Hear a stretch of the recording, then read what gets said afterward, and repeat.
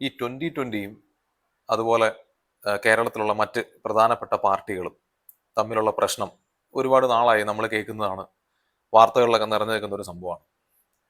പ്രധാനമായിട്ടുള്ള പ്രശ്നം എന്ന് പറയുന്നത് 2020യും CPM ആയിട്ടുമാണ്. അതായത് കിഴക്കമ്പലത്തെ സാബു എം ജേക്കബിന്റെ 2020യെ പറ്റിയാണ് ഈ പറഞ്ഞു വരുന്നത്.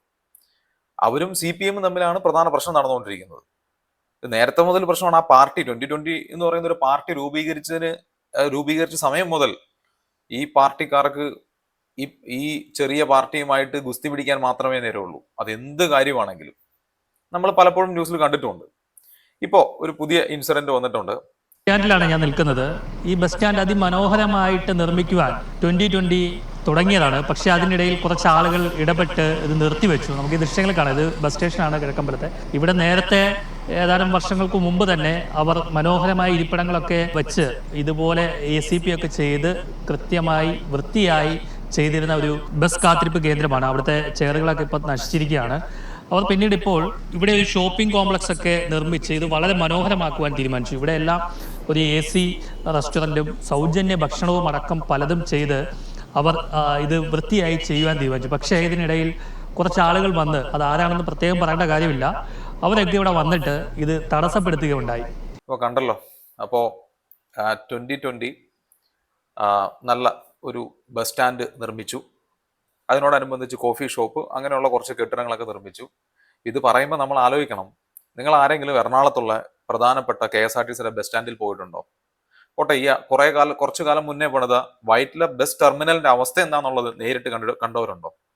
അപ്പൊ നേരെ ജസ്റ്റ് സൗത്ത് നമ്മുടെ പ്രധാനപ്പെട്ട ബസ് സ്റ്റാൻഡ് KSRTC ബസ് സ്റ്റാൻഡിൽ ഒന്ന് പോയി നോക്കണം.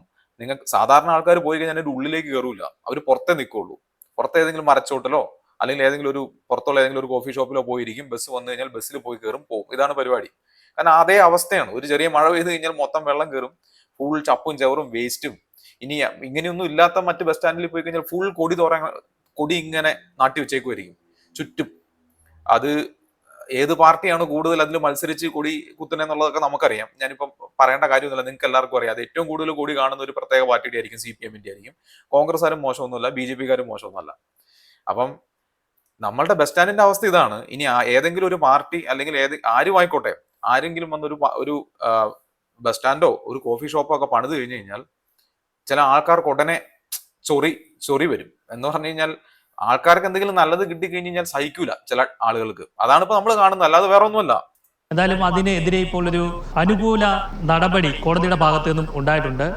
എന്താണ് ഈ ബസ് സ്റ്റേഷൻ നിർമ്മാണത്തിൽ സംഭവിച്ചത്? ഇപ്പോൾ അതിന്റെ ഭാവി എന്താണ്? എന്തൊക്കെ സൗകര്യങ്ങളാണ് ഈ ബസ് സ്റ്റേഷനിൽ ഒരുക്കിയിരുന്നത്? അതൊക്കെ 2020 party chairman Sabu M Jacob വ്യക്തമാക്കുകയാണ്. ബസ് സ്റ്റാൻഡ് എന്ന് പറയുമ്പോൾ എല്ലാ ആളുകളും വന്നു പോകുന്ന സ്ഥലമാണത്. അവിടെ ഞങ്ങൾ വെറും ഒരു ബസ് സ്റ്റാൻഡല്ല. ഇപ്പോൾ നമ്മളിപ്പോൾ ട്രാൻസ്പോർട്ട് ബസ് സ്റ്റാൻഡ് ആയിക്കോട്ടെ, പ്രൈവറ്റ് ബസ് സ്റ്റാൻഡ്, ഗവൺമെൻറ് ഉടമസ്ഥയുള്ള ബസ് സ്റ്റാൻഡുകളുണ്ട്. ഇതൊക്കെ നോക്കിക്കഴിഞ്ഞാൽ നമുക്കറിയാം അവിടെ മൂക്കുപൊത്തി അതിനകത്തേക്ക് കയറാൻ പറ്റുള്ളൂ, ഒരു ടോയ്ലറ്റ് ഉപയോഗിക്കാൻ സാധിക്കില്ല. അപ്പം ഞങ്ങൾ ഇതിന് വ്യത്യസ്തമായിട്ട് ഒന്ന്, ഈ ബസ് കാത്തിരിപ്പ് സ്റ്റേഷൻ എന്ന് പറയുന്നത് അവിടെ ഏറ്റവും നല്ല ഇരിപ്പിടങ്ങൾ നൽകി, വൈഫൈ സംവിധാനങ്ങൾ നോക്കി, വളരെ അതായത് ഒരു വിദേശ രാജ്യങ്ങൾ അമേരിക്കയിലോ യൂറോപ്പിലോ ഒക്കെ കാണുന്നതിനേക്കാൾ ബെറ്റർ ആയിട്ടുള്ള ഒരു ബസ് കാത്തിരിപ്പ് സ്റ്റേഷനും അതോടൊപ്പം ഗാർഡനിങ് ഒക്കെ നടത്തി അതിൻ്റെ സൈഡിൽ 3 നില ഒരു കെട്ടിടം. ഈ 3 നില കെട്ടിടം എന്ന് പറയുന്ന ഒരു സർവീസ് സെൻ്റർ ആയിട്ടാണ് ഞങ്ങൾ ഉദ്ദേശിക്കുന്നത്. അതിൽ താഴത്തെ നിലയിൽ സ്ത്രീകൾക്കും പുരുഷന്മാർക്കും തനിയുള്ള ടോയ്ലറ്റുകൾ, അതുകൂടാതെ ഒരു കഫേ അവിടെ വെച്ചിട്ടുണ്ട്. അത് നമ്മുടെ ഈ സ്റ്റാർബക്കിൻ്റെ ഒക്കെ അതിനേക്കാൾ ഉയർന്ന നിലവാരത്തിലാണ് വെച്ചിരിക്കുന്നത്.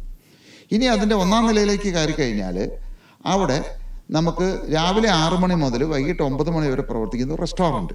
ഈ റെസ്റ്റോറൻറ്റ് പ്രത്യേകത എന്താണെന്ന് വെച്ച് കഴിഞ്ഞാൽ ഇതിലൂടെ വരുന്ന ആർക്ക് വേണമെങ്കിലും രാവിലെ ബ്രേക്ക്ഫാസ്റ്റ് സൗജന്യമാണ്, ഉച്ചയ്ക്ക് ലഞ്ച് സൗജന്യമാണ്, വൈകിട്ട് ഡിന്നർ സൗജന്യമാണത്. ഇതിനിടയ്ക്കുള്ള സമയത്ത് ടീയും സ്നാക്സും കോഫിയും സെർവ് ചെയ്തുകൊണ്ടിരിക്കും.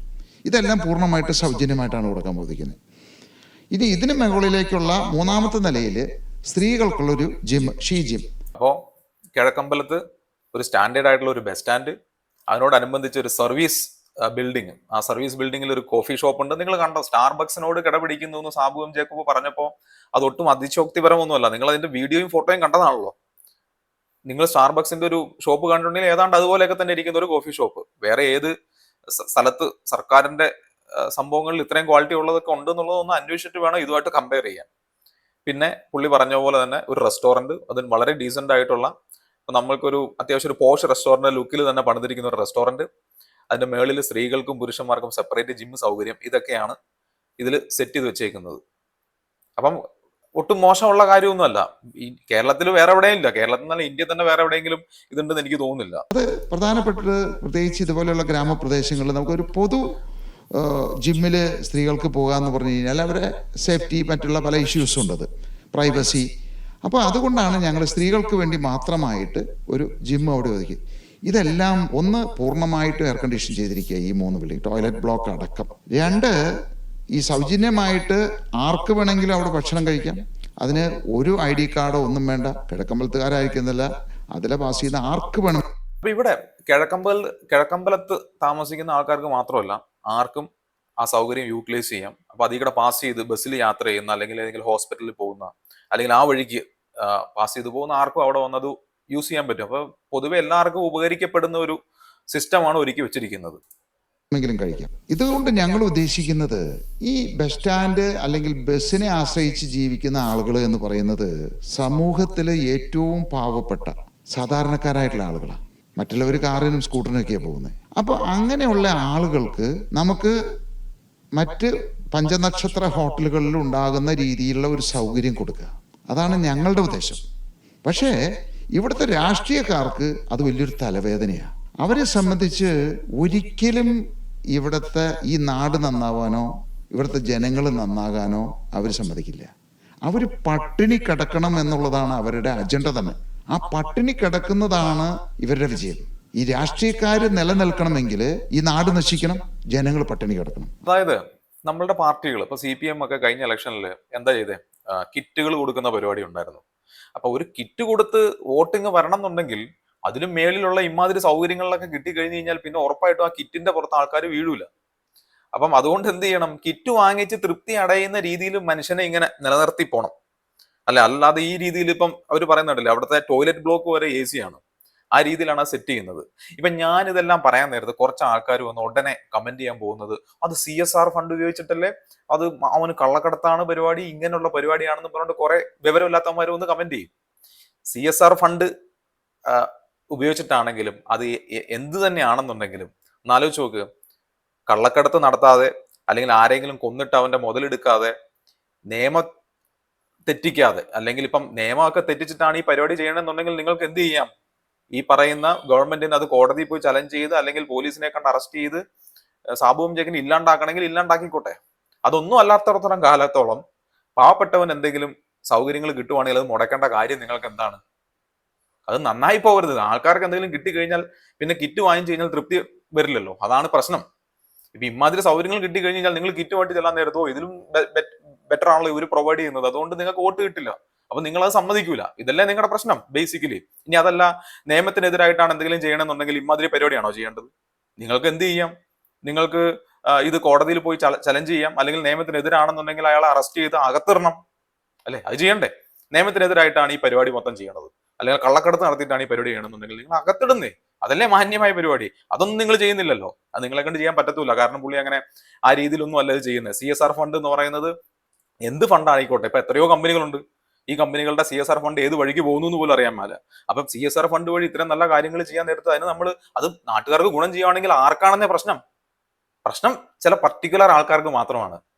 അതെന്ന് പറയുന്ന ഒരു ഗോത്രീയ ചിന്താഗതിയുടെ ഒരു ഔട്ട്പുട്ടാണ്. അതായത് ഞങ്ങളാണ് ചെയ്യേണ്ടത്, നിങ്ങൾ ചെയ്യത്തൂല്ല. നിങ്ങൾ പണിയുന്ന മറ്റേ വെയിറ്റിംഗ് ഷെഡിൽ എങ്ങനെയാ, ഒരു കമ്പി ഉണ്ടാവും, കമ്പിയിൽ ഇങ്ങനെ ചന്തിയും കുത്തിയിരിക്കണം. ഇതാണ് നിങ്ങൾ ഉണ്ടാക്കി വെക്കുന്ന വെയിറ്റിംഗ് ഷെഡ്. കുറച്ച് മെനയുള്ളത് ആരെങ്കിലും പണിത് കഴിഞ്ഞാൽ ഉടനെ ദണ്ണം, വിഷമം, അയ്യോ, ആ ആൾക്കാർ മൊത്തം അവർക്ക് വോട്ട് ചെയ്യും. അപ്പൊ ചുരുക്കത്തിൽ നിങ്ങൾക്കുള്ളത് ഒരു ഗോത്രീയമായ ചിന്താഗതിയാണ്. അതിന്റെ ഔട്ട്പുട്ടാണ് നിങ്ങൾ ഇതൊക്കെ തടസ്സപ്പെടുത്താനും അല്ലെങ്കിൽ തല്ലി പൊളിക്കാനും ഒക്കെ പ്രേരിപ്പിക്കുന്നത്, അല്ലേ? 6 മണി മുതൽ ഞങ്ങൾ 9 മണി വരെ സൗജന്യമായിട്ട് ഭക്ഷണം കൊടുത്തുകൊണ്ടിരുന്നു കഴിഞ്ഞാൽ ഇവരുടെ പുറകിൽ ഈ വാലാട്ടി നടക്കില്ലാരും. അപ്പൊ ആ തലവേദന മനസ്സിലാക്കിയിട്ടാണ് ഇവരൊരു ദിവസം വന്നിട്ട് ആ പണി പൂർത്തിയാക്കി, 2 മാസം കൊണ്ട് പണി പൂർത്തിയാകും.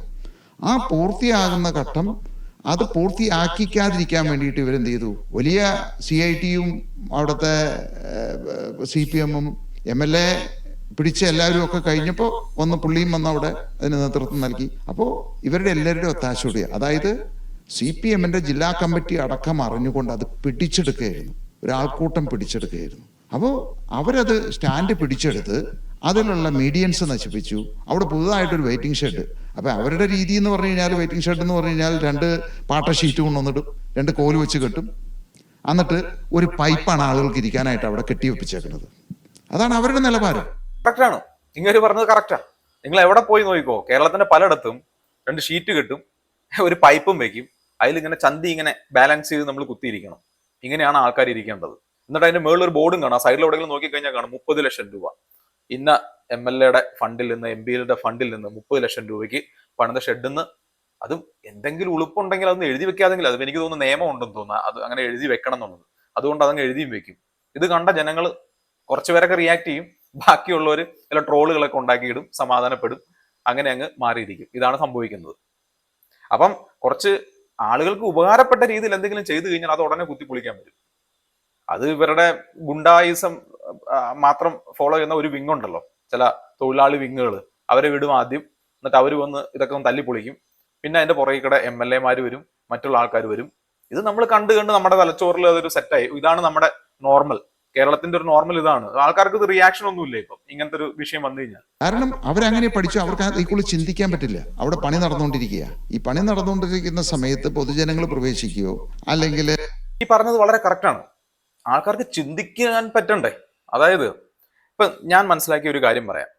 ഒരു വ്യവസായം മുന്നോട്ട് കൊണ്ടുപോകണം എന്നുണ്ടെങ്കിൽ നമ്മൾ ഒരുപാട്, നമുക്ക് ഫ്യൂച്ചറിൽ എന്തൊക്കെ വേണം, അല്ലെങ്കിൽ ഈ വ്യവസായത്തെ ഒരു ഒന്നുമില്ലാത്തൊരു വ്യവസായത്തെ വലുതാക്കി കൊണ്ടുപോകാൻ പോവാന്ന് പറയുന്നത് സാധാരണക്കാരന് പറഞ്ഞ പണിയല്ല. അതിന് നല്ല രീതിയിലുള്ള ഒരു ഓണ്ടർപ്രൈനർ സ്കില്ലും ഇങ്ങനെയുള്ള കാര്യങ്ങളൊക്കെ ഉണ്ടെങ്കിൽ മാത്രമേ ഇത് നടക്കുകയുള്ളൂ. ഇങ്ങനെയുള്ള ആൾക്കാർക്ക് സമൂഹത്തിലേക്ക് ഒരുപാട് കോൺട്രിബ്യൂട്ട് ചെയ്യാൻ പറ്റും. പക്ഷെ നമ്മുടെ നാട്ടിലെ അവസ്ഥ ഇങ്ങനെയൊന്നുമല്ല. കുറച്ച് കാശുണ്ട്, ഒരു കമ്പനി നടത്തുന്നവൻ, അവൻ എന്തെങ്കിലും പൊളിറ്റിക്സിലേക്ക് ഇറങ്ങി കഴിഞ്ഞാൽ ആൾക്കാരുടെ ചിന്താഗതി വേറെ. അവൻ ചിന്തിക്കണം, ഇവൻ ഇനി ഇതും പോരാ, ഇനി ഇവന് നാട്ടുകാരെ പറ്റിച്ചിട്ട് എന്തോ ഉണ്ടാക്കണം, അങ്ങനെ അതിൽ നിന്ന് കുറെ തിന്നണം എന്നുള്ളൊരു മൈൻഡ് സെറ്റിലാണ് ആൾക്കാർ. അതുകൊണ്ട് തന്നെ ഒരു സാധാ രാഷ്ട്രീയക്കാരൻ എന്തെങ്കിലും ചെയ്തു കഴിഞ്ഞാൽ അത്രയും പ്രശ്നം ഉണ്ടാവില്ല. പക്ഷെ ഇച്ചിരി പണം ഉണ്ടോ, അവൻ ബിസിനസ് ചെയ്ത് സക്സസ്ഫുൾ ആയവനാണെന്നുണ്ടെങ്കിലുണ്ടല്ലോ, ഒരു 10,000 ഡൗട്ടാണ് നാട്ടുകാർക്ക്. ശരിക്കും നേരെ തിരിച്ചാണ് പറയേണ്ടത്. കാരണം അവൻ അവന്റെ കഴിവ് തെളിയിച്ചവനാണ്. കഴിവ് തെളിയിച്ച ഒരു വ്യക്തി അവൻ രാഷ്ട്രീയത്തിലേക്ക് ഇറങ്ങി കഴിഞ്ഞാൽ അവൻ അവിടെയും കഴിവ് തെളിയിക്കാനുള്ള പോസിബിലിറ്റി കൂടുതലാണ്. അവൻ എവിടെയാണോ, ഏത് നിയോജക മണ്ഡലത്തിലാണോ, ഏത് പഞ്ചായത്തിലാണോ അവൻ അവിടെ പ്രവർത്തിക്കുന്നത്, ആ പഞ്ചായത്തിന് അഭിവൃദ്ധി ഉണ്ടാവാനുള്ള പോസിബിലിറ്റി കൂടുതലാണ്. ഇനി അതൊന്നുമല്ല, വളരെ നമ്മളൊക്കെ വിചാരിക്കുന്ന പോലെ അവൻ കാശുകാരാണ്, അവൻ കള്ളക്കടത്ത് നടത്താനാണ്, അല്ലെങ്കിൽ നാട്ടുകാരെ പറ്റിക്കാനാണെന്നുണ്ടെങ്കിൽ അതപ്പം നമുക്ക് നേരിടാം. പക്ഷെ ഇപ്പം ചിന്തിക്കേണ്ടത് ഇങ്ങനെയാണ്. അവന്റെ സംരംഭം, അല്ലെങ്കിൽ അവൻ ഒരു സംരംഭത്തെ വളർത്തി വലുതാക്കി ഒരു കഴിവുള്ള ഒരു വ്യക്തിയാണെങ്കിൽ ആ കഴിവ് അവൻ രാഷ്ട്രീയത്തിലേക്ക് ഇറങ്ങി കഴിഞ്ഞാൽ അത് അവിടെ കിട്ടാനുള്ള പോസിബിലിറ്റി ആണുള്ളത്. ഈ രീതിയിൽ ചിന്തിക്കുമ്പോഴാണ് സമൂഹം നന്നായി പോകുന്നത്. അതല്ലാതെ ഒരു പാവപ്പെട്ട, അല്ലെങ്കിൽ ഇപ്പൊ പലപ്പോഴും നമ്മുടെ ഈ പഞ്ചായത്ത് മെമ്പറൊക്കെ ആയിട്ട് അല്ലെങ്കിൽ ആ രീതിയിലൊക്കെ നിൽക്കുന്ന ആൾക്കാർ എന്നൊക്കെ പറയുന്നത് നമ്മുടെ ആ ഒരു പഞ്ചായത്തിൽ തന്നെ വേറൊരു ജോലിയും ചെയ്യാത്ത, അല്ലെങ്കിൽ വേറൊരു ജോലിയിലും സക്സസ് ഒന്നും ആവാത്ത ആൾക്കാരെയൊക്കെ ആയിരിക്കും പിടിച്ചു നിർത്തുന്നത്. അപ്പൊ ഞാൻ തന്നെ പലപ്പോഴും നമ്മുടെയൊക്കെ വീട്ടിൽ വന്നിട്ട് പറയും, ഇപ്പൊ ഇത് ഈ പുള്ളിക്കാരൻ വോട്ട് ചെയ്യണം കേട്ടോ, അല്ലെങ്കിൽ ഈ ഒരു സ്ത്രീ വോട്ട് ചെയ്യണം കേട്ടോ, കാരണം അവരെന്ന് പറയുന്നത് അത്തിരി കഷ്ടപ്പെട്ട് ജീവിക്കുന്നവരൊക്കെയാണ്, അപ്പൊ അതുകൊണ്ട് അതൊരു സഹായമായിരിക്കും എന്നൊക്കെ പറഞ്ഞിട്ടാണ് നമ്മൾ എന്ത് ചെയ്യുന്നത്, ആ വ്യക്തിക്ക് വോട്ട് ചെയ്യുന്നത്. അങ്ങനെയാണോ വോട്ട് ചെയ്യേണ്ടത്? കാരണം ഈ ആൾക്കാർ വോട്ട് ചെയ്തിട്ട് പോയിട്ട് ഈ പഞ്ചായത്തിൽ ആ ഒരു ഏരിയയിൽ വികസനം കൊണ്ടുവരേണ്ട ആൾക്കാരാണ്. അപ്പൊ അവരുടെ ജീവിതത്തിൽ അവർക്ക് വിജയിക്കാൻ സാധിച്ചില്ല എന്നുണ്ടെങ്കിൽ പിന്നെ എങ്ങനെയാണ് അവർ ഈ നാട്ടിൽ വികസനം കൊണ്ടുവരേണ്ടത്? അങ്ങനെയല്ലേ ചിന്തിക്കേണ്ടത്. അപ്പൊ അവിടെ ഒരു ഓണ്ടർപ്രൈനർ അല്ലെങ്കിൽ ഒരു ബിസിനസ് സക്സസ്ഫുൾ ആയിട്ട് നടത്തിയ ഒരു വ്യക്തിയാണെന്നുണ്ടെങ്കിൽ അയാൾക്ക് ഓൾറെഡി അറിയാം ഏതൊക്കെ മേഖലയിൽ പോയാൽ എന്ത് കിട്ടും, എങ്ങനെ നേടാം. അപ്പൊ അത് ആയിരിക്കും അയാൾ ആ മണ്ഡലത്തിൽ ഇംപ്ലിമെന്റ് ചെയ്യാൻ പോകുന്നത്. അത് നമുക്ക് പോസിറ്റീവായിട്ട് വരാനുള്ള സാധ്യതയാണുള്ളത്. ബസ്സോ വാഹനങ്ങളോ അതിനകത്ത് കയറി കഴിഞ്ഞാൽ അവിടെ പ്രവർത്തനം നടത്താൻ പറ്റില്ല. അപ്പൊ അവരുടെ ഉദ്ദേശം അതിനെ നിശ്ചലമാക്കുക. അപ്പൊ ഇത് പൂർത്തീകരിക്കാതിരിക്കുക. ആ പൂർത്തീകരിക്കാതിരുന്നു കഴിഞ്ഞാൽ അതിനു വേണ്ടിയിട്ട് അവർ ചെയ്തൊരു പ്രവൃത്തിയാണത്. ഇപ്പോൾ 2 മാസത്തിൽ പൂർത്തീകരിക്കുന്ന ഒരു പദ്ധതി, അതിലെ ബസ്സുകൾ കയറ്റിവിട്ട് ആളുകളെ കയറ്റിവിട്ട് ബസ് ജനകീയമായിട്ട് തുറന്നു കൊടുത്തു എന്ന് പറയുമ്പോൾ അവിടെ നമുക്ക് പ്രവർത്തനം നടക്കാൻ പറ്റില്ല. ഇപ്പൊ തന്നെ ആ കസേരകളൊക്കെ നശിപ്പിച്ചു. അതിൻ്റെ ACP, അതായത് ഈ ബിൽഡിംഗ് മുഴുവൻ ACP കൊണ്ട് നിർമ്മിച്ച, അതെല്ലാം എന്തോ കമ്പിയൊക്കെ ഇട്ട് കുത്തി ഇളക്കി പൊളിച്ചു കളഞ്ഞിരിക്കുക. ഇനി അതിപ്പോൾ വീണ്ടും അത് റിപ്പയർ ചെയ്യണം. ഉണ്ടല്ലോ, ആ കസേരയൊക്കെ കുത്തി ഇളക്കി ആ ബിൽഡിങ്ങിന്റെ ഒക്കെ അടിത്തറ മാന്തുന്ന പരിപാടികളാണ് ഈ ഗോത്രീയ ചിന്താഗതിയുള്ള ആളുകൾ. ഞാൻ വീണ്ടും പറയുന്നു, ഇവരെ സംബന്ധിച്ച് ഇവരൊരു പാർട്ടി ഗോത്രത്തിന്റെ ആൾക്കാരാണ്. ഈ പാർട്ടി ഗോത്രം ഇല്ലാതാവുമെന്ന് പേടിച്ചു കഴിഞ്ഞാൽ അവരെന്തിനു നശിപ്പിക്കും? അല്ലാണ്ട് അവർക്ക് മറ്റുള്ള ആളുകൾക്ക് എന്തെങ്കിലും കിട്ടുന്നതിന് അതിനെ സപ്പോർട്ട് ചെയ്യുക, ഇതൊന്നും അല്ല അവരുടെ മെന്റാലിറ്റി. ഗോത്രീയതയാണ്. എന്റെ ഗോത്രം, എന്റെ ആളുകൾ, എന്റെ പാർട്ടി. നമ്മളിപ്പോ ഏത് പാർട്ടിയിൽ, ഇപ്പം ഞാൻ പറഞ്ഞ CPM മാത്രമൊന്നുമല്ല, നിങ്ങൾ ഏത് പാർട്ടിയിലും BJP-യിലാണെങ്കിലും അടി ഉറച്ച് വിശ്വസിക്കുകയാണ് എന്നുണ്ടെങ്കിൽ, നിങ്ങൾ ആ പാർട്ടിക്ക് വേണ്ടി മാത്രം ചിന്തിക്കുന്ന ഒരാളാണെന്നുണ്ടെങ്കിൽ നിങ്ങൾ ഗോത്രത്തിലാണ്. പണ്ട് ഈ ആദിവാസി ഗോത്രത്തിൽ താമസിക്കുന്ന ആൾക്കാരുടെ അതേ മെന്റാലിറ്റിയാണ്. അവർ മറ്റു ഗോത്രത്തെ ശത്രുവായിട്ടായിരിക്കും കാണുന്നത്. അപ്പൊ ആ ഗോത്രക്കാരെന്തെങ്കിലും നല്ലത് നമ്മളോട് ചെയ്താൽ പോലും നമ്മൾ അംഗീകരിക്കില്ല. ഇതേ ഗോത്രീയതയാണ് ചില ആളുകൾ. അവരാ വന്നിട്ട് ഈ കസര കുത്തി പൊളിക്കുക, തൂണുകൾ തല്ലി പൊളിക്കുക. അപ്പൊ ഇവർക്ക് ബേസിക്കലി ഗോത്രീയ ചിന്താഗതി മാത്രമേ ഉള്ളൂ. ഈ ആളുകളാണ് നമ്മളെ ഭരിക്കുന്നത്. കാത്തിരിപ്പ് സ്റ്റേഷന്റെ ടൈലുകളും അതിന്റെ ഡെക്കറേഷനും ഒക്കെ, ലൈറ്റുകളൊക്കെ തകർത്ത് കളഞ്ഞു. അവിടെ ഉണ്ടായിരുന്ന ചെടികളൊക്കെ നശിപ്പിച്ച് കളഞ്ഞു. അപ്പൊ ഇവര് വിചാരിക്കുന്ന ഒരിക്കലും ഒരു പ്രാകൃത കാലത്തേക്ക് ഇതിനെ കൊണ്ടുപോവുക. ഇത്രയും കാലം ചെയ്തുകൊണ്ടിരുന്നു അങ്ങനെയാണ്. 19 വർഷം ഇവിടെ കോൺഗ്രസും കമ്മ്യൂണിസ്റ്റും ഒക്കെ മാറി മാറി ഭരിച്ചു. ഒരിക്കലും ഒരു വികസനം ഇവർ നടത്തില്ല. വികസനം നടത്തി അവരവരുടെ കുടുംബങ്ങളിലും ഇവർക്ക് വേണ്ടിയിട്ട് പാർട്ടിയുടെ വികസനം നടത്തിയല്ലാതെ ഈ നാടിന് വേണ്ടിയിട്ടോ ഇവിടുത്തെ ജനങ്ങൾക്ക് വേണ്ടിയിട്ടോ ഒരു കാര്യം ചെയ്തിട്ടില്ല. അപ്പം നമ്മൾ കയറി 9 വർഷം കൊണ്ട് ഇന്ന് കേരളത്തിൽ തന്നെ ഏറ്റവും നല്ലൊരു പഞ്ചായത്തായിട്ട്, ഏറ്റവും സുരക്ഷിതമായിട്ട് താമസിക്കാവുന്ന, ഏറ്റവും സന്തോഷത്തോടു കൂടി താമസിക്കുന്ന ഒരു പഞ്ചായത്തായിട്ട് മാറ്റാൻ സാധിച്ചു. അപ്പോൾ അവർക്ക് ആ അപകടം മനസ്സിലാക്കി ഇനി ഒരു ഇലക്ഷനിലും അവർക്ക് കിട്ടില്ല എന്ന് വന്നു. ഇദ്ദേഹം പറഞ്ഞ കാര്യം കേട്ടല്ലോ. നിങ്ങൾ ആ വഴിക്ക് പാസ് ചെയ്തിട്ടുള്ള ഒരാളാണെന്നുണ്ടെങ്കിൽ, അല്ലെങ്കിൽ ഈ ഭക്ഷ്യസുരക്ഷാ മാർക്കറ്റ് പുറത്തു നിന്നെങ്കിലും കണ്ടിട്ടുള്ള ഒരാളാണെന്നുണ്ടെങ്കിൽ, എനിക്ക് ഉറപ്പിച്ച് പറയാൻ പറ്റും കേരളത്തിലെ മറ്റൊരു പഞ്ചായത്തിലും അതുപോലത്തെ ഒരു മാർക്കറ്റ് നിങ്ങൾക്ക് കാണാൻ പറ്റില്ല. ഇപ്പൊ ഇത് പറയുമ്പോൾ വീണ്ടും വരും കുറെ ആൾക്കാർ CSR ഫണ്ട്, മാങ്ങാത്തൊലി, അവിടെ അയാൾക്ക് കാശുണ്ട് അതുകൊണ്ടാണ്. എന്ത് തന്നെയാണെങ്കിലും അത് നാട്ടുകാർക്ക് ഗുണം കിട്ടുന്ന രീതിയിൽ ഉപയോഗിച്ച് കഴിഞ്ഞാൽ നിനക്കൊക്കെ എന്താണ് കുഴപ്പം? അത് പറയൂ. അവന്റെ കയ്യിൽ കാശുണ്ട്, അവന് വേണമെങ്കിൽ അതുകൊണ്ട് കാറ് വാങ്ങിക്കാം, അല്ലെങ്കിൽ CSR ഫണ്ട് പല രീതിയിലും മറച്ച് പല പരിപാടികളും ചെയ്യുന്ന ഒരുപാട് കമ്പനികൾ ഇന്ത്യയിലുണ്ട്. അല്ലാണ്ട് നാട്ടുകാർക്ക് കൊണ്ട് കൊടുക്കുക എന്ന് ചിന്തിക്കുന്നവരൊക്കെ വളരെ വിരളമാണ്. അപ്പൊ അയാൾ അത് ചിന്തിച്ചിട്ടുണ്ടെന്നുണ്ടെങ്കിൽ, അത് ഭക്ഷ്യസുരക്ഷാ മാർക്കറ്റിന്റെ ഇതിലാണെങ്കിലും വേറെ എന്തിന്റെ കോഫി ഷോപ്പിന്റെ പേരിലാണെങ്കിലും, ഫ്രീ മെഡിക്കൽ അല്ലെങ്കിൽ 50% വില കുറച്ച് കൊടുക്കുന്ന മെഡിക്കൽ ഷോപ്പുകളുണ്ട്. ഇതിന്റെ പേരിലാണെങ്കിൽ അത് നാട്ടുകാർക്ക് കൊടുക്കുമ്പം ചില ആളുകൾക്ക് അങ്ങ് പൊള്ളുവാണ്, അങ്ങ് ചൊറിയുവാണ്. അത് ചില പാർട്ടി ഗോത്രീയ ചിന്താഗതിയുള്ള ആളുകൾക്ക്. എന്താ രസം എന്താണെന്ന് വെച്ച് കഴിഞ്ഞാൽ, ഇതേ പാർട്ടി ഗോത്രീയ ചിന്താഗതിയുള്ള ആൾക്കാർ പുറമെ പറഞ്ഞു നടക്കണം എന്താണെന്നറിയോ, അവർ ഫ്രീ തിങ്കറാണ്, അവർ എത്തിസ്റ്റുകളായിരിക്കും, ഇതായിരിക്കും. പക്ഷെ ഇവരുടെ ഉള്ളിൽ ഒരു സ്ഥലത്തുള്ളത് അഗാധമായ ഗോത്രീയതയാണ്. കഴിഞ്ഞപ്പോൾ അവർ ചെയ്ത പ്രവൃത്തി അത്. അപ്പം നമ്മൾ അതിന് കോടതിയെ സമീപിച്ചു. കോടതി അതിൽ വളരെ ശക്തമായിട്ടുള്ളൊരു ഓർഡർ വന്നിരിക്കുന്നത്. കാരണം ഇത് ഈ ആൾക്കൂട്ടം ഇങ്ങനെയുള്ള പ്രവൃത്തികൾ, അല്ലെങ്കിൽ ഒരു പഞ്ചായത്തിന്റെ അധികാരത്തിൽ കടന്നു കയറുക, പഞ്ചായത്തിന്റെ പ്രവൃത്തികൾ നഷ്ടപ്പെടുത്തുക, പഞ്ചായത്തിന്റെ നിർമ്മാണങ്ങൾ ഏറ്റെടുക്കുക, ഇങ്ങനെ ചെയ്ത് അത് അനുവദിച്ചു കഴിഞ്ഞാൽ ഇത് നാളെ സംസ്ഥാനവും പിടിച്ചെടുക്കാം. അപ്പം ഇങ്ങനെ ഇപ്പൊ കോടതി പോണ്ടി വന്നു. ആലോചിച്ച് നോക്ക്, എന്ത് ചെയ്തിട്ടാ? കള്ളക്കടത്ത് നടത്തിയിട്ടല്ല, ആരെങ്കിലും കൊന്നിട്ടോ തല്ലിയിട്ടോ അല്ല. ഭക്ഷ്യസുരക്ഷാ മാർക്കറ്റ്, അല്ലെങ്കിൽ ഒരു നല്ലൊരു ബസ് ഇരിപ്പിട കേന്ദ്രം മുതലായ, അല്ലെങ്കിൽ ആളുകൾക്ക് പറ്റിയ ഫ്രീ ആയിട്ട് കൊടുക്കുന്ന റെസ്റ്റോറന്റ്, ഇതൊക്കെ നടത്തിയതിന്റെ പേരിൽ കോടതി പോണോ? ഇനി നമുക്കറിയാം, നമ്മുടെ കോടതിയിലൊക്കെ പോയി കഴിഞ്ഞാൽ തീരുമാനമാവാൻ എത്ര കാലം എടുക്കും എന്നുള്ളതൊക്കെ നമുക്ക് എല്ലാവർക്കും അറിയാവുന്ന കാര്യമാണ്. അപ്പൊ ഇനി പുള്ളി അതിന്റെ പുറകെ കൂടെ പോണം. ഇത് കണ്ടും കേട്ടും മിണ്ടാതെ നിസ്സംഗരായിരിക്കുന്ന കുറെ ആളുകൾക്ക് ഇതിലൊന്നും റിയാക്ട് ചെയ്യാൻ താല്പര്യമൊന്നുമില്ല. എനിക്ക് അങ്ങനെയാണ് തോന്നുന്നത്. പുള്ളിയുടെ മുഖത്ത് തന്നെ ആ നിസ്സംഗതയുണ്ട്. ഇത്രയൊക്കെ ചെയ്തു കൊടുത്തിട്ടും കോടതി പോണെങ്കിലും പുള്ളി പോണം. ആളുകൾ ഇതെല്ലാം കേട്ടും കണ്ടും അടുത്ത ഇലക്ഷൻ വരുമ്പോൾ വേണമെങ്കിൽ എന്ത് ചെയ്യും, ഈ തല്ലിപ്പൊളിച്ചവന്മാരെ തന്നെ വിജയിപ്പിക്കും. അത് ബേസിക്. ഇത് എത്ര കാലമായി നമ്മൾ കാണാൻ തുടങ്ങിയിട്ട് ഇതൊക്കെ നമുക്ക് നോർമലാണ്. കാരണം പാർട്ടിക്കാരായി ഇങ്ങനെയാ. പാർട്ടിക്കാരായി കഴിഞ്ഞ് കഴിഞ്ഞാൽ ഇതൊന്നും സമ്മതിക്കല്ലോ, ഇതൊക്കെ തല്ലിപ്പൊളിക്കാം, അതാണ് പാർട്ടിക്കാർ. ഇതൊക്കെ ആൾക്കാർ വിചാരിക്കണം അതൊക്കെ എന്തോ വലിയ നല്ല കാര്യമാണ്. നിസ്സംഗരായിട്ട് ഇങ്ങനെ ഇരിക്കും ഇതെല്ലാം കണ്ടിട്ട്. പുള്ളി സംസാരത്തിൽ തന്നെ, ഇനി വേറൊരു വീഡിയോ ഉണ്ട്, അതിൽ പുള്ളി സംസാരിക്കുന്ന തന്നെ ടയേർഡ് ആയിട്ടാണോ, ഞാൻ മടുത്തു എന്നുള്ള രീതിയിലാണ്. ഈ എത്ര കാലം പുള്ളിക്ക് ഇതൊന്നും അല്ല, പുള്ളിക്ക് വേറെ ബിസിനസ് നടത്തുന്ന ഒരു വ്യക്തിയാണ്. അപ്പൊ പുള്ളി ഓഫ് കോഴ്സ് പുള്ളി ബിസിയാണ്. പക്ഷെ എന്നിട്ടും ഈ പരിപാടി ഇനി ഇതിന്റെ കൂടെ കേസ് പോകണം, അതിന്റെ വക്കീല് അതിന്റെ പുറകേക്ക് നടക്കണം. അപ്പം ഇതിന്റെയൊക്കെ ഒരു എല്ലാത്തിന്റെ ഒരു ടോപ്പിൽ നിൽക്കുന്ന ആളെന്ന നിലയിൽ പുള്ളിക്കും പോകേണ്ടി വരും ചിലപ്പോൾ കോടതികളിൽ. അപ്പൊ ഇതിനൊക്കെ സമയം കണ്ടെത്തണം. ഇതൊക്കെ കണ്ടും കേട്ടും കൊണ്ടും കുറെ ആൾക്കാർ നിസ്സംഗരായിട്ടിരിക്കും. ഈ ഗുണ്ടായിസൊക്കെ വരുമ്പോ മറ്റേ ചോര വീണ മണ്ണിൽ നിന്നുള്ള പാട്ടൊക്കെ പാടി പുളകം കൊണ്ട് ഇങ്ങനെ ഇരിക്കും. പിടിച്ചടക്കാം. അതൊരിക്കലും അനുവദിക്കാതെ ഒരു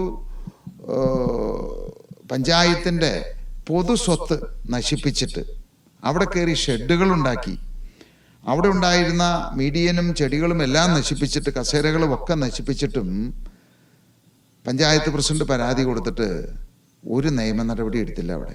എനിക്ക് തോന്നുന്നു ഇപ്പൊ ഈ പറഞ്ഞത് സാബുവും ജേക്കബിന്റെ ഒരു എക്സ്പീരിയൻസ് കുറവാന്ന് എനിക്ക് തോന്നുന്നു.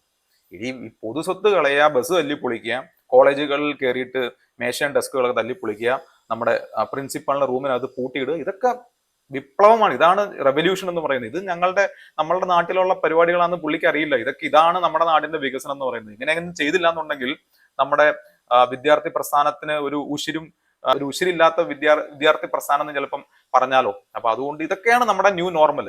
പുള്ളിക്ക് അതിനെപ്പറ്റി അറിയില്ലാത്തതുകൊണ്ടാണ് പുള്ളി പറയണേ ഇതൊക്കെ ചെയ്യുന്നത് ശരിയല്ല, ഇങ്ങനെ പഞ്ചായത്തിന്റെ ഉടമസ്ഥയിലുള്ള സാധനങ്ങളൊക്കെ തല്ലിപ്പൊളിക്കുന്നത് ശരിയല്ല എന്ന് പറയുമ്പോൾ നേരത്തെ വന്ന് കാണുമ്പോഴൊക്കെ നിറയെ സാധനങ്ങളൊക്കെ ആ റാക്കിലൊക്കെ ഇങ്ങനെ അടുക്കി വെച്ചിരിക്കുകയായിരുന്നു. ഇപ്പോൾ അതെല്ലാം ഒഴിഞ്ഞ് ഇപ്പോൾ എല്ലാം അടച്ചിട്ടിരിക്കുകയാണ്.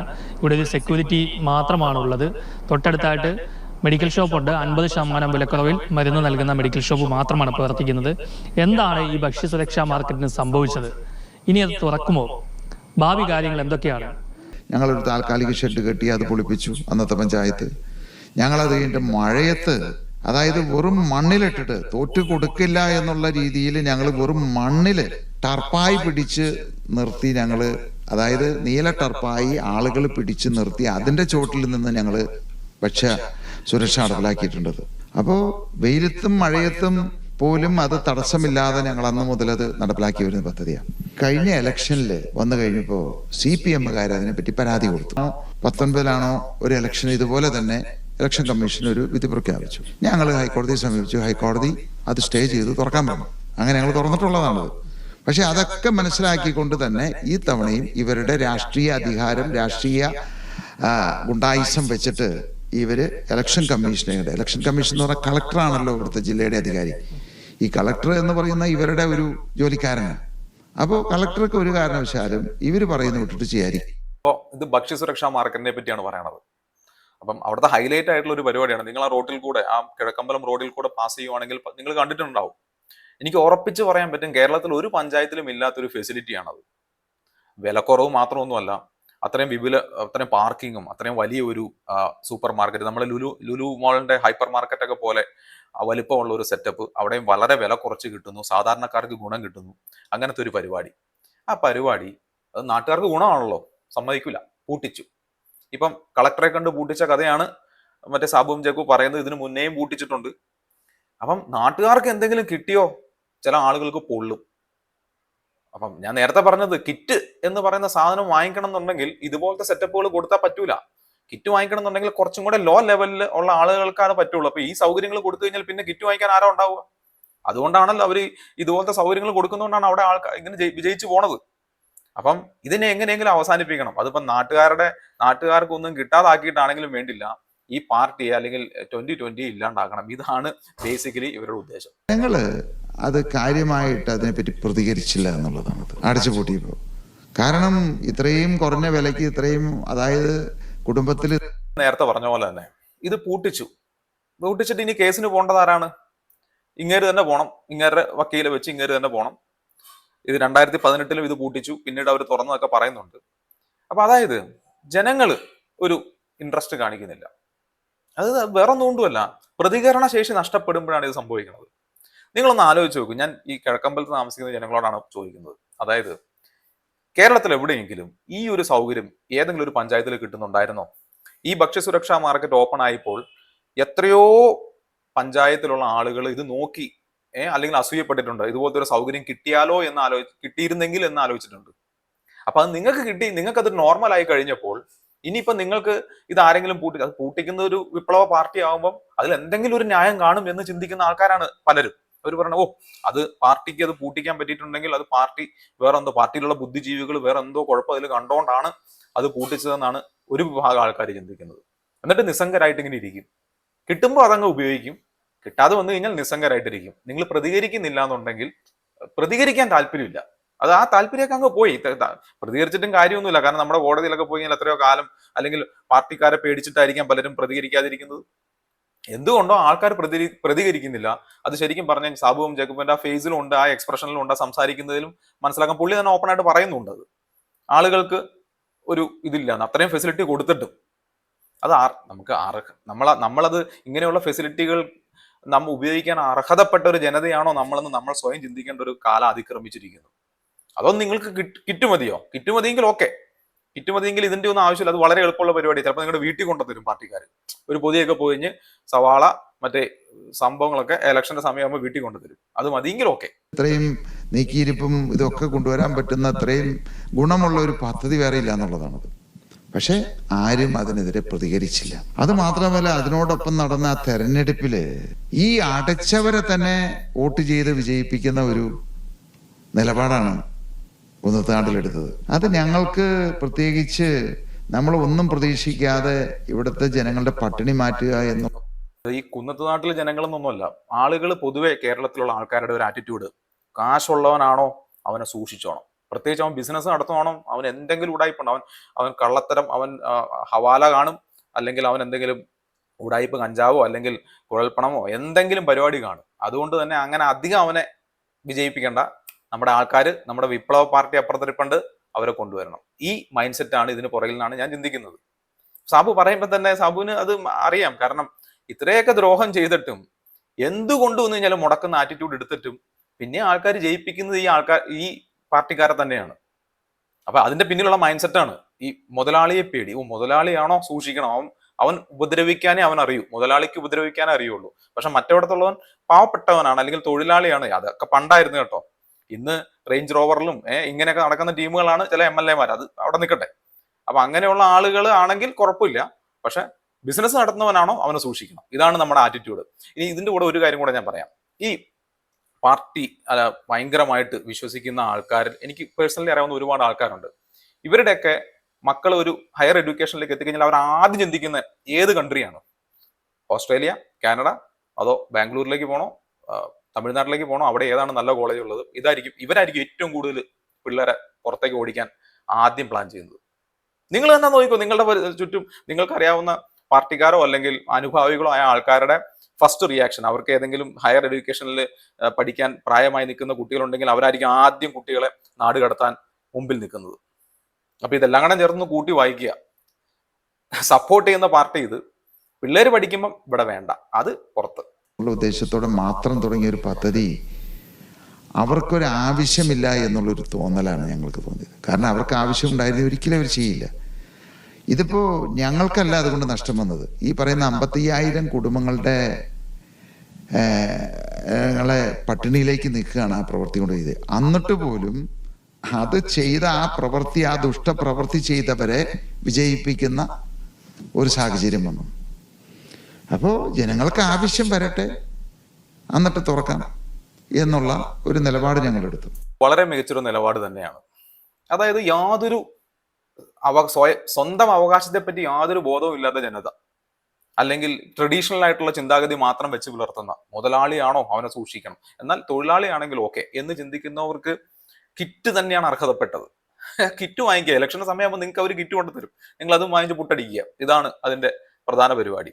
അതിപ്പോ പുള്ളി പറഞ്ഞതിൽ എന്താ തെറ്റുള്ളത്? കാരണം നിങ്ങൾ അല്ലെങ്കിൽ പറയൂ, ഈ പാർട്ടിയോ അല്ലെങ്കിൽ ഭരിക്കുന്ന വേറെ ഏത് പഞ്ചായത്തിൽ ഈ ഒരു ഫെസിലിറ്റി കൊടുക്കുന്നുണ്ട്? വേറെ എവിടെയും ഞാൻ കണ്ടിട്ടില്ല. നിങ്ങൾക്കറിയാമെങ്കിൽ നിങ്ങളൊന്ന് പറയാട്ടോ. അപ്പൊ പറയാനാണെങ്കിൽ ഇത് ഒരുപാട് പറയാനുണ്ട്. അപ്പൊ എനിക്ക് ഒറ്റ കാര്യം പറയാനുള്ളൂ. അതിപ്പോ കിഴക്കമ്പലത്തുകാരോട് മാത്രമൊന്നുമല്ല, പൊതുവായിട്ടുള്ള കേരളത്തിലെ ചില ആളുകളുടെ മനോഭാവത്തെ പറ്റിയാണ്. നിങ്ങൾ ഇപ്പോഴും വിചാരിക്കുന്നത് ബിസിനസ്സുകാർ അല്ലെങ്കിൽ കുറച്ച് പണമുള്ളവര് പ്രശ്നക്കാരാണ്, ഇതല്ല പാവപ്പെട്ടവരാണ് ഭരിച്ചാൽ മാത്രമേ ശരിയാവുള്ളൂ എന്നുള്ളൊരു ചിന്താഗതി നിങ്ങൾക്കുണ്ടെന്നുണ്ടെങ്കിൽ നിങ്ങൾ ഉറപ്പിച്ചോ, നിങ്ങളും വൈകാതെ ആ പാവപ്പെട്ട ആ ഒരു ലെവലിലേക്ക് നിങ്ങൾ എത്തും. അപ്പം മനസ്സിലാക്കേണ്ട ഒരു കാര്യം, നമ്മുടെ സമൂഹത്തിനെ ഏറ്റവും നന്നായിട്ട് ഭരിക്കാനാണെങ്കിലും വികസനം കൊണ്ടുവരാനാണെങ്കിലും സാധിക്കുന്നത് ആ മേഖലയിൽ പ്രവർത്തിച്ച് വിജയിച്ച ആൾക്കാർക്കാണ്. അത് പഞ്ചായത്ത് മെമ്പറെ സെലക്ട് ചെയ്യുമ്പോഴോ അല്ലെങ്കിൽ പഞ്ചായത്ത് പ്രസിഡന്റിനെ സെലക്ട് ചെയ്യുമ്പോഴും പലപ്പോഴും നമ്മുടെ ആറ്റിറ്റ്യൂഡ് എന്ന് പറയുന്നത് സമൂഹത്തിൽ ഏറ്റവും പാവപ്പെട്ടവൻ, ഏറ്റവും ലളിതമായ ജീവിതം നയിക്കുന്നവൻ, ചെരുപ്പ് പോലും ഇടാത്ത, ഷർട്ട് പോലും ഇടാത്തവനെ കിട്ടിയാൽ അതാണ് ഏറ്റവും ബെസ്റ്റ്. അങ്ങനെയുള്ള ആൾക്കാരെ കിട്ടിക്കഴിഞ്ഞാൽ അവരാണ് ഏറ്റവും നല്ലത് എന്ന് ചിന്തിക്കുന്ന ആറ്റിറ്റ്യൂഡ് മാറ്റിയില്ല എന്നുണ്ടെങ്കിൽ ഉടനെ തന്നെ ഈ ചെരുപ്പിടാത്ത, ഷർട്ട് ഇടാത്ത കാറ്റഗറിയിലേക്ക് നിങ്ങൾ എത്തുമെന്ന് നിങ്ങൾ മനസ്സിലാക്കുക. ഇനി ഒരു വ്യവസായ പ്രമുഖൻ നമ്മളെ ഭരിക്കുകയാണ്, അവൻ എന്തെങ്കിലും തെറ്റ് ചെയ്ത് കഴിഞ്ഞാൽ അപ്പൊ നിങ്ങൾ കോടതിയിൽ എവിടെയാണെന്ന് വെച്ചാൽ പോയി ചലഞ്ച് ചെയ്യുക. അതല്ലാതെ ചുമ്മാ ഏതെങ്കിലും പാർട്ടിക്കാർ പറഞ്ഞ് പഠിപ്പിച്ച മണ്ടത്തരങ്ങൾ തലയിൽ കയറ്റിക്കൊണ്ട് പണക്കാരെല്ലാം മോശമാണ് എന്നുള്ള ചിന്താഗതിയിൽ നിങ്ങൾ പുതിയ ആൾക്കാരെ വിജയിപ്പിക്കാനൊക്കെ ഉള്ള പരിപാടിയായിട്ടാണെന്നുണ്ടെങ്കിൽ അത് മാറ്റി ചിന്തിക്കേണ്ട കാലം ആയി. അത് എന്നേ കഴിഞ്ഞു പോയി ആ കാലം. ഇപ്പോഴെങ്കിലും അങ്ങനെ ചിന്തിക്കുന്നവർ അത് മാറ്റി ചിന്തിക്കാന്ന് മാത്രം പറഞ്ഞുകൊണ്ട് നിർത്തുന്നു.